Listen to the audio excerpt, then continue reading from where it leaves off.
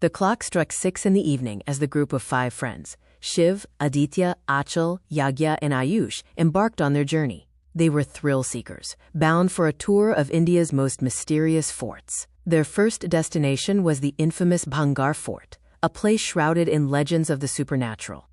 By the time they arrived at the imposing ruins, it was already 7 o'clock, and the sun had dipped below the horizon, casting the ancient stones in shadow.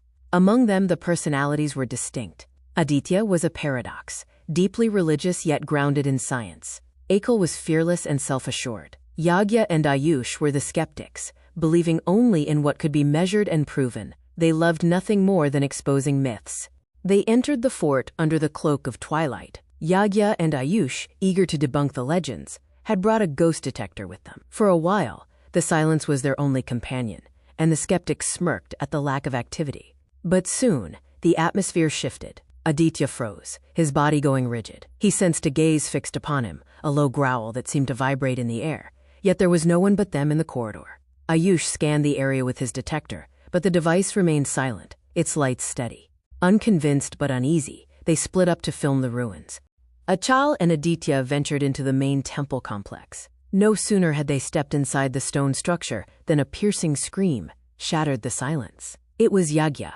The group rushed to her aid. She lay unconscious on the cold floor, the ghost detector beside her beeping violently. Ayush, sensing the shift in the air, quickly splashed water on her face.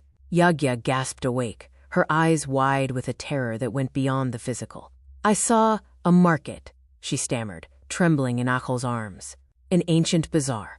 Soldiers were slaughtering people. One of them saw me. He ran at me and attacked."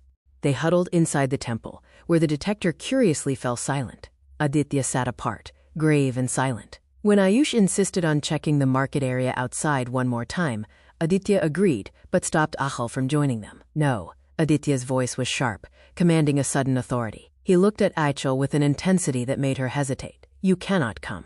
Do not step out of this temple." Before leaving with Ayush, Aditya turned to the group remaining in the temple, Shiv, Yagya, and Achal, and issued a chilling warning.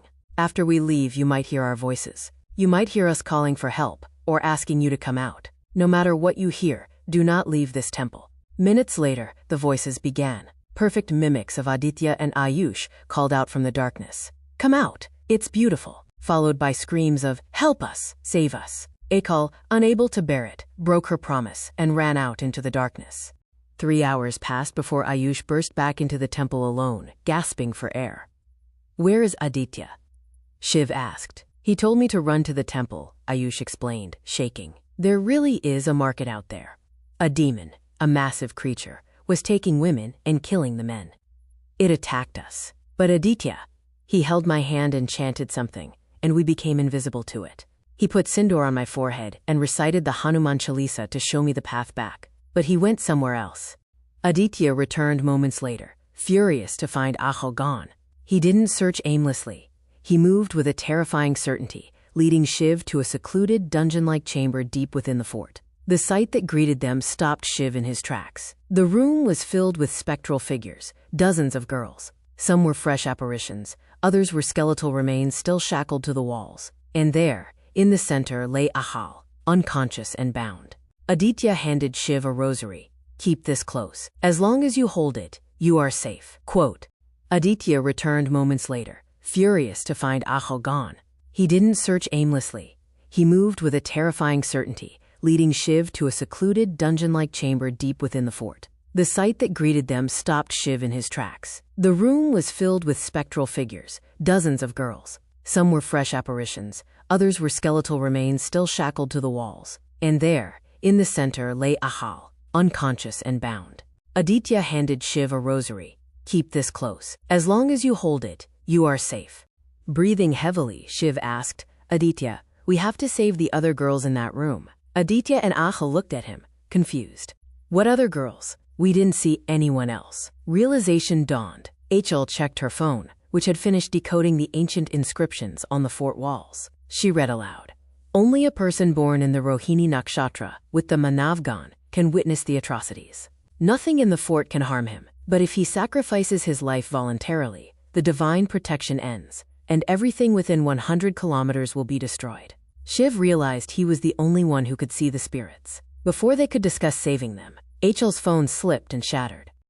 It was 3:30 a.m. The group sat in the silence of the sanctum. Shiv, still confused, whispered, "Aditya, if we couldn't see the ghosts, how did you see Achal in that room? How did you know exactly where she was?" Achal looked at Aditya, her voice soft. The inscription on the stones answered that too. It said, "Only the one who truly loves you will be able to see you in that room." Silence fell over the group. Achal looked at Aditya with searching eyes. "Is that true? Do you?" Aditya looked away, conflicted and shy, unable to answer. Before the moment could resolve, the screaming outside intensified. Suddenly, at 3:45 a.m., a brilliant light poured through the temple door. Birds seemed to be chirping. "It's morning," Ayush cried out in relief, not checking his watch. "Thank God." "Wait," Aditya shouted. But it was too late. Ayush stepped across the threshold, into the sunlight. In an instant, Ayush didn't just walk out, he evaporated. He vanished into thin air, as if erased from existence. Outside, it was still pitch black. The sunlight had been a fatal illusion. Aditya, protected by his mantras, reached out and grabbed the camera Ayush had been holding, pulling it back inside. With trembling hands, they played back the footage in slow motion. They watched Ayush step into the false light, and what they saw in those final frames before the camera cut out left them screaming in horror.